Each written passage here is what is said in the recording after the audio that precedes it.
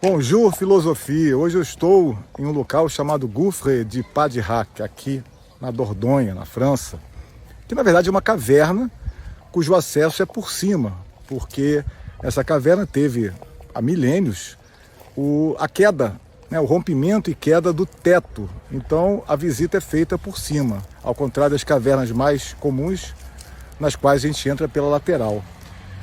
E essa caverna também tem um papel interessante porque ela, somente no século XIX, ela passou a ser explorada por um indivíduo chamado Eduardo Martel, que é o criador da espeleologia. Ali na segunda metade do século XIX, ele resolveu descer por essa garganta e explorar. Hoje a caverna ela é um grande lugar de visitação e lá embaixo também tem um rio que a gente navega por um barco, enfim, muito bonita.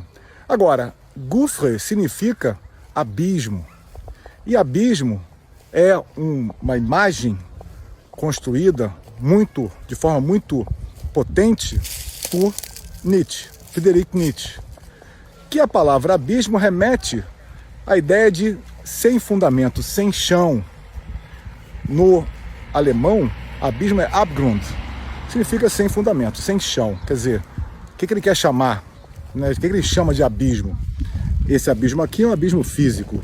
O abismo que o Nietzsche chama é um abismo conceitual, é um abismo existencial, podemos melhor dizer.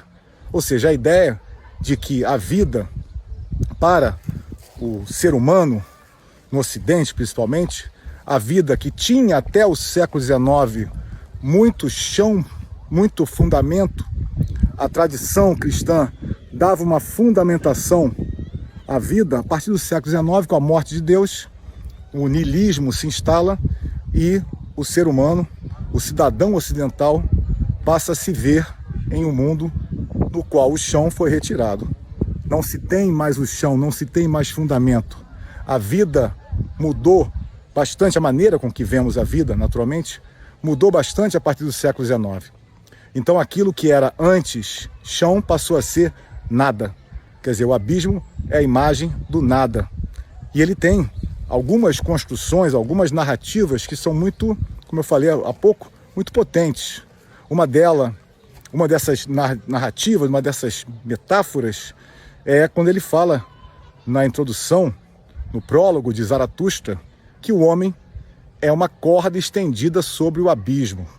Aí faz uma imagem dessa nova realidade no século XIX do ser humano. Mas aqui eu vou escolher uma outra para deixar pensamento aí, a provocação.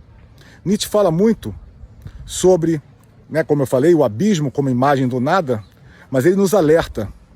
Se olharmos muito tempo para o abismo entra em nós.